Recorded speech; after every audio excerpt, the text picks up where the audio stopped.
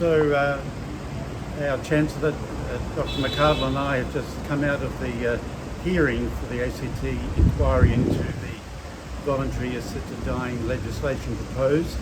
How did you find it, Patrick? Look, I found the people respectful in what could have been a very tense debate. I think they were definitely trying to engage.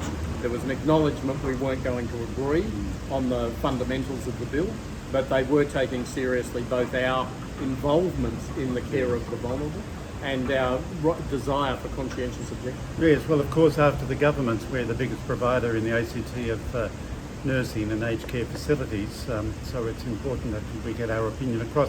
I talked about mistaken compassion. There's no doubt about that. All of us are concerned about care of very vulnerable and terminally ill people. All of us around the table with that. But the way to respond to it, euthanasia is not. It is a mistaken. It's a false compassion, as Pope Francis sometimes mentions it. The answer is, of course, palliative care, well-resourced, at the top level, provided at home as well. It involves the whole family. It involves the community, in the proximity, the closeness, the kindness that we have with our loved ones who are in the final stages of their lives. Whereas the euthanasia option, they don't even like to use the word euthanasia, it's too strong, but it is. It's the giving of poison over rather than healing, and going against, of course, the whole idea of health. These are sorts of topics that are very mysterious, very deep in the sense of being a mystery of life and death, and we can only try our best, can't we? I think that's right. I think there's philosophically at the heart of this legislation are two things that we would have problems with. Firstly, rampant individualism, that I get to choose everything with my life. And I think the second one is a failure to recognise that there's an existential set of questions. How should we as a community respond to those in need? That compassion always seems to mean giving you what you want, not responding with what we know might assist. Yeah.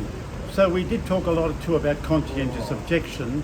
There seemed to be a superficiality around those making the inquiry as to what the word conscious even meant, which concerns me, I must say. But I mean, we as a Catholic family, we will not in any shape or form directly or indirectly involve ourselves with any form of euthanasia.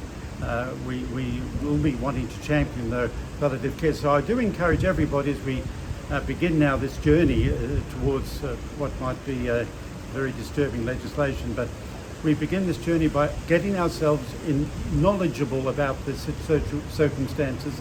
The idea of my choice, my body seems very persuasive. It almost has a seductive feel about it. It's the only way to go. But it's a very, very narrow and shallow way of looking at a very profound issue. So I encourage all the Catholic community in the Archdiocese and beyond to become more informed about this debate and to let your representatives politically and people of goodwill in the community know about why we Catholics say what we do about life from conception to natural death, and to be able to champion life as God's great gift to humanity.